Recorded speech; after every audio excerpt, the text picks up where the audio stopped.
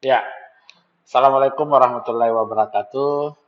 Kita bertemu lagi dalam pertemuan lanjutan materi daripada kuliah kita pekan lalu tentang metode Admiralty.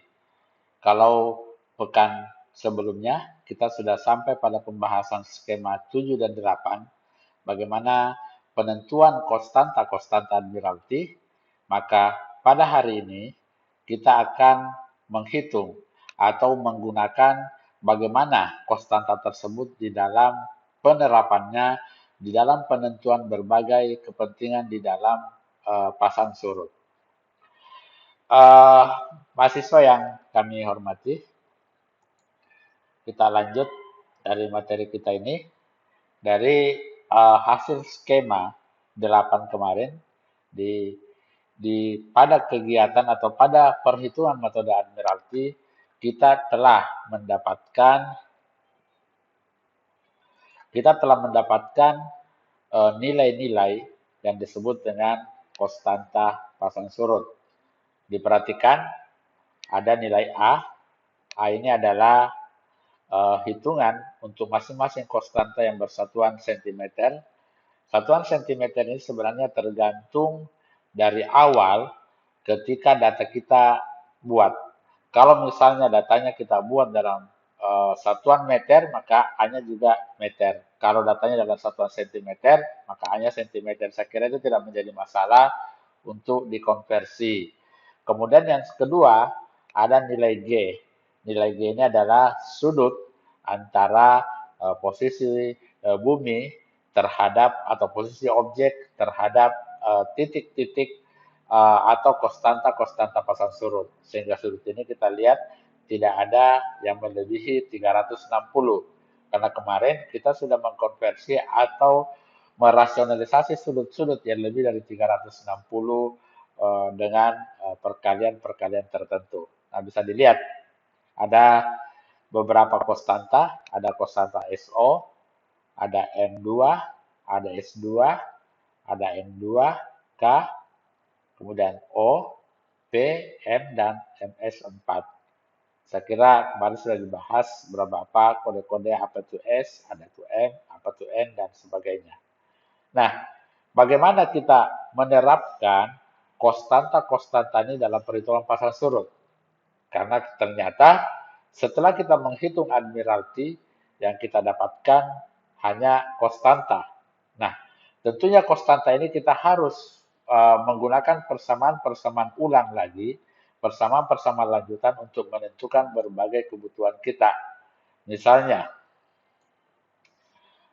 misalnya kita akan menentukan tidal range atau tipe pasang surut. Maka untuk penggunaan tipe pasang surut, maka kita harus menggunakan ada 4 konstanta.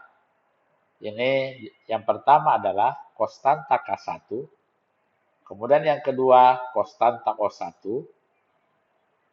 kemudian yang ketiga konstanta M2, yang keempat adalah konstanta S2. Nah, kalau kita lihat dari mana didapatkan K1 ini, kita kembali pada persamaan tadi di konstantanya air. Ini yang dimaksud dengan konstanta K1. Ini yang dimaksud dengan konstanta misalnya M2. Lihat karena kodenya A ya.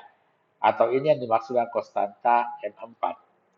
Nah, ini nilai-nilai yang dimasukkan. Kalau misalnya ini 8 konstantanya dibagi O1 itu misalnya 7 konstantanya dibagi dengan konstanta M2 tambah S2.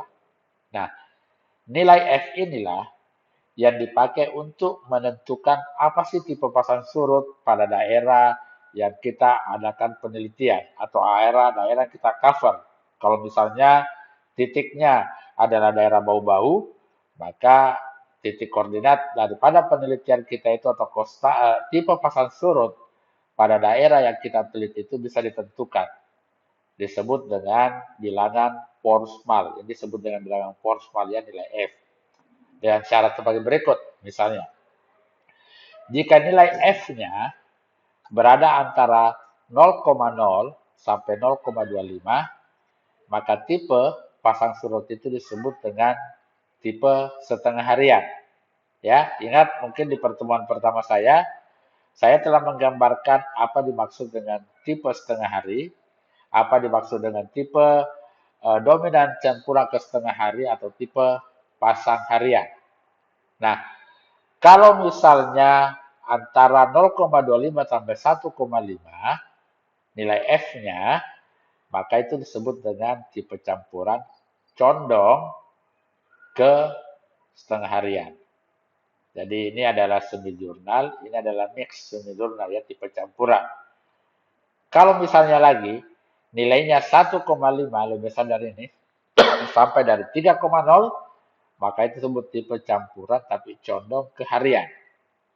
Begitu pula dengan F-nya kalau lebih dari 3, maka dia adalah tipe pasang harian.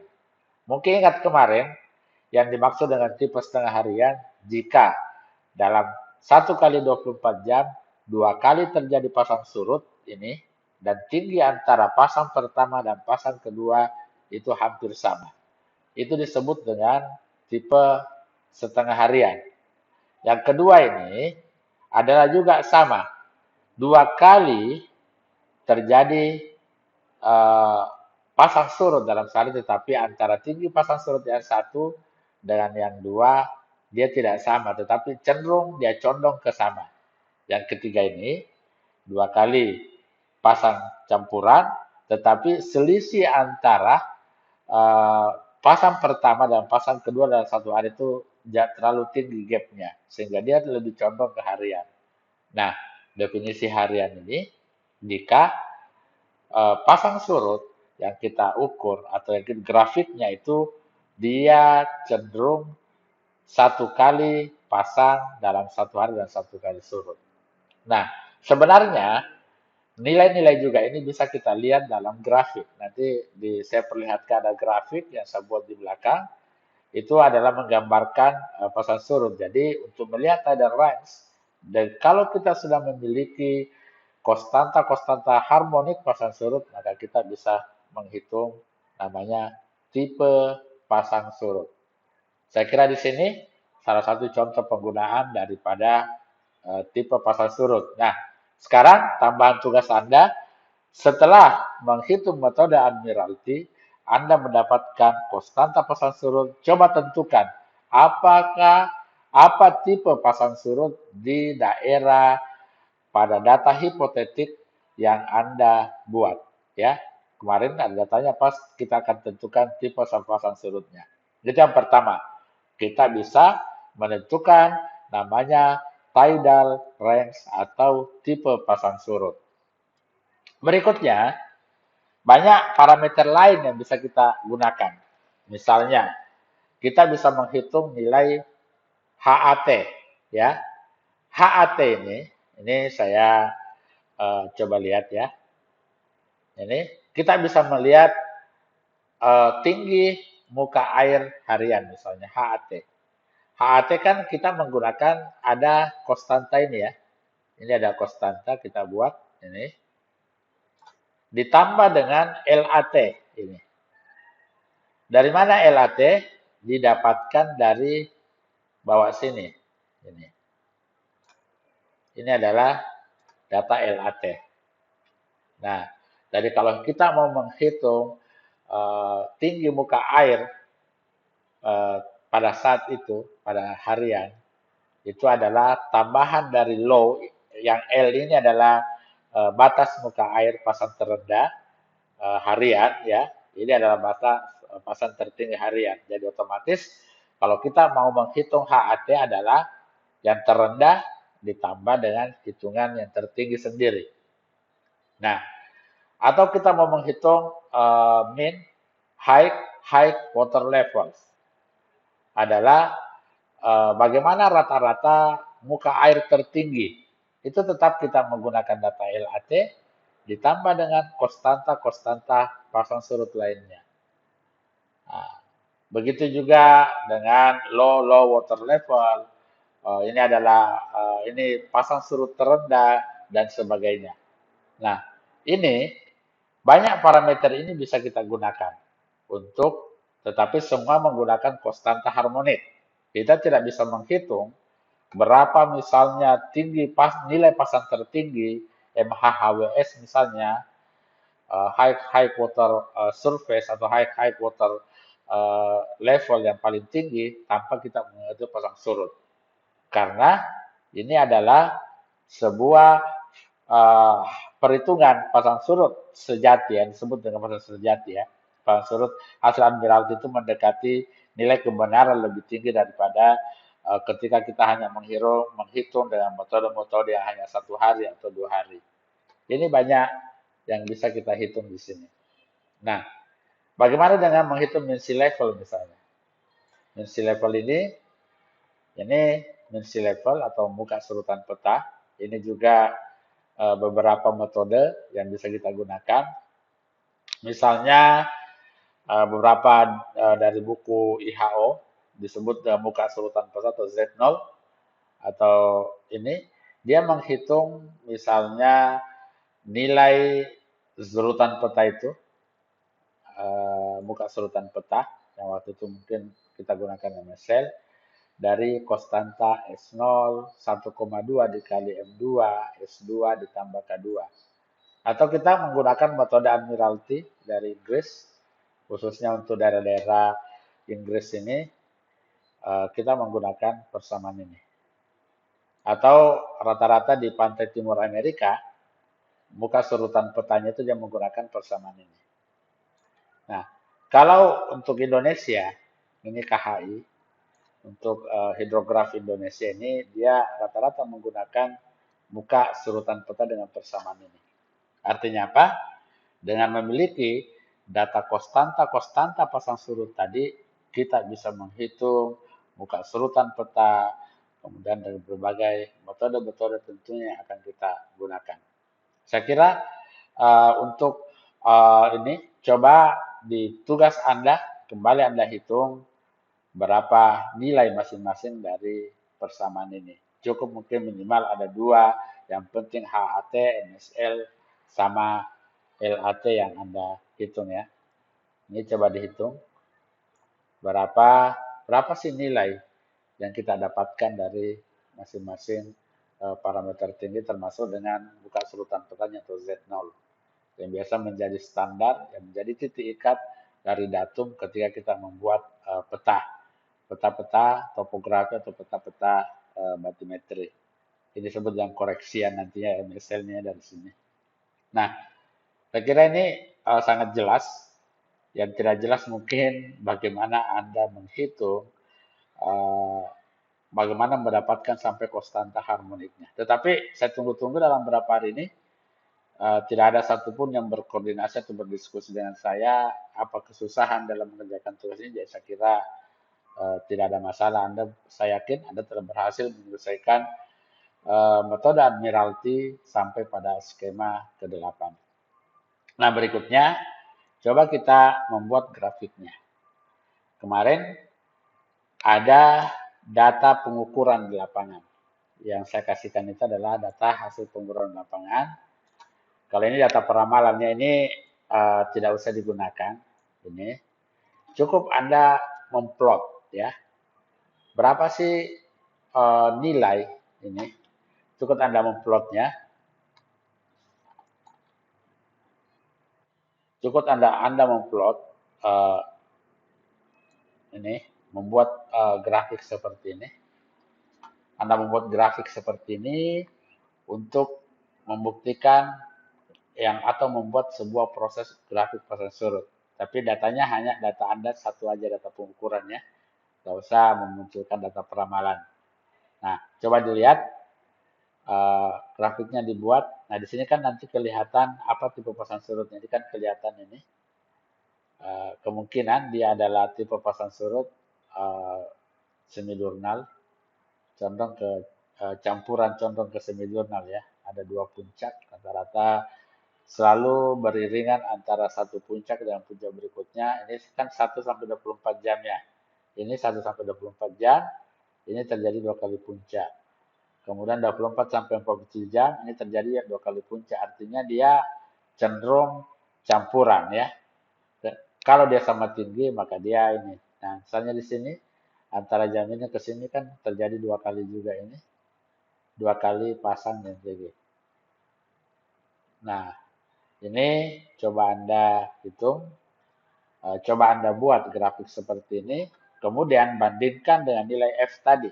Betul nilai F-nya adalah ketika nilai F-nya misalnya mengatakan bahwa pasangnya adalah harian, apakah sama grafik yang Anda buat? Ini akan membuktikan juga apakah konstanta yang Anda dapatkan itu memiliki sisi tingkat akurasinya bagaimana dengan menguji pada grafik pasang surut ini. Saya kira grafik ini cukup mudah dibuat.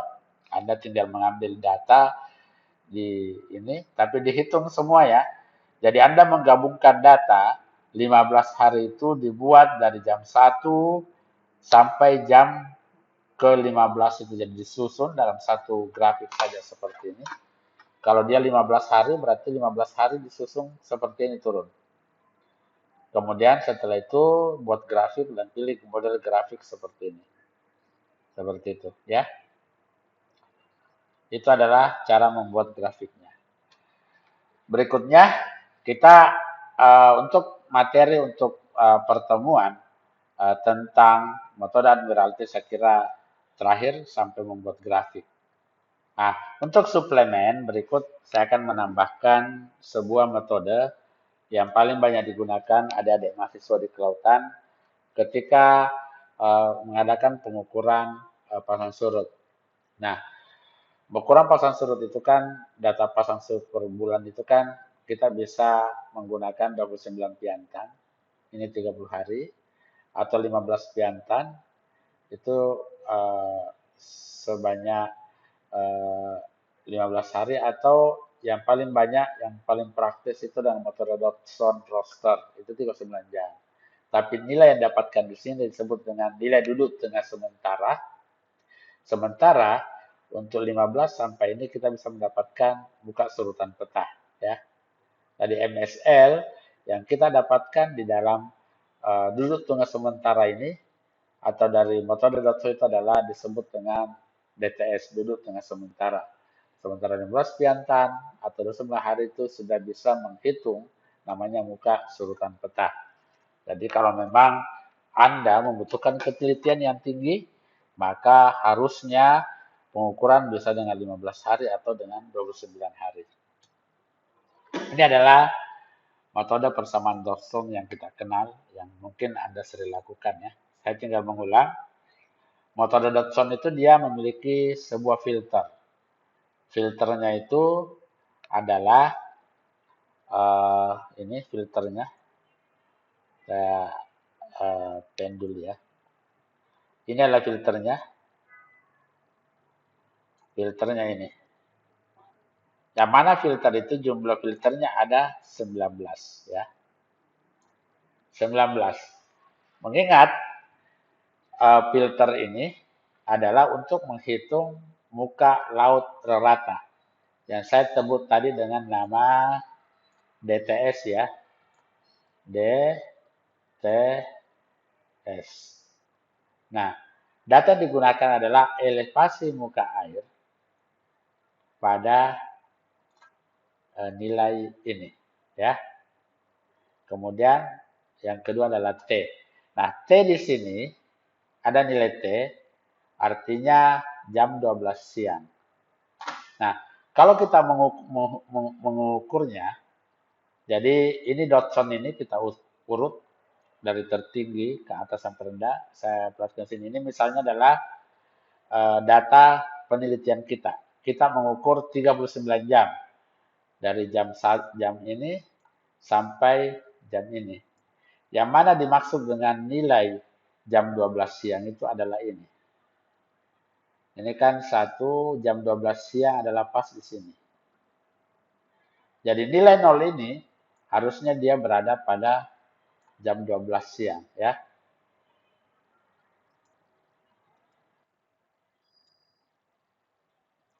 Jadi bisa dilihat, bisa diulangi, saya ulangi lagi.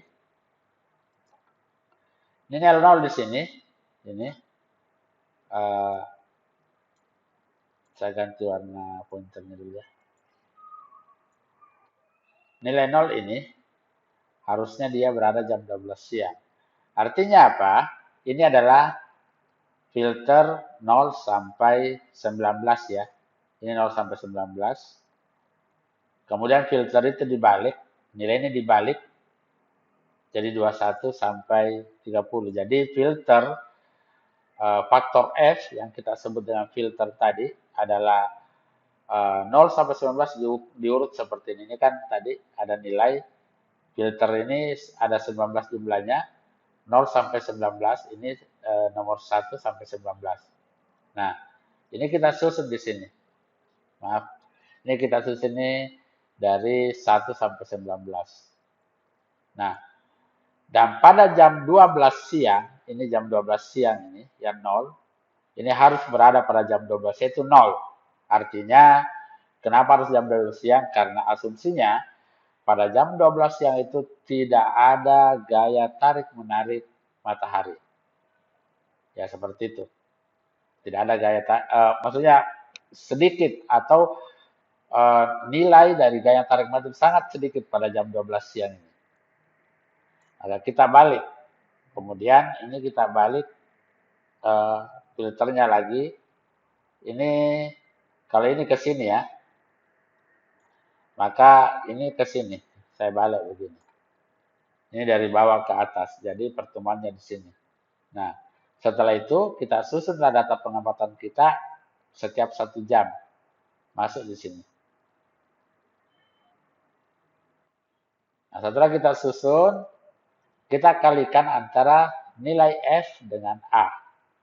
Kita kalikan nilai F dengan A sehingga didapatkan ini yang di bawah ini namanya nilai rata-rata. Karena ini kan kita lihat nilai rata-rata ya. Ini nilai rata-rata.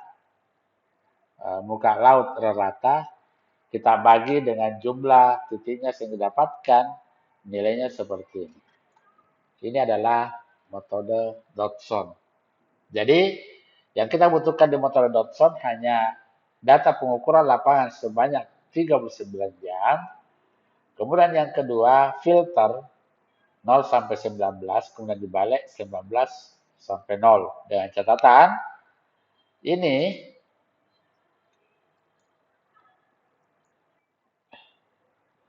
dengan catatan ini nih, lihat ini. Nilai di sini tepat pada jam 12 siang. Seperti dengan persamaan ini. Jam ke-12 ya. T-nya itu adalah jam ke-12. Dan sebenarnya itu berada pada jam 12 siang. Ada juga sih beberapa meneliti ketika dibuat jam 12 malam itu tidak seperti ini. Kadang dibuat jam 12 malam berakhir pada jam ini. Tetapi yang jelas nilai itu sebaiknya berada pada jam 12. Oke, saya kira metode Dodson ini bisa dipahami dengan baik. Dengan demikian, maka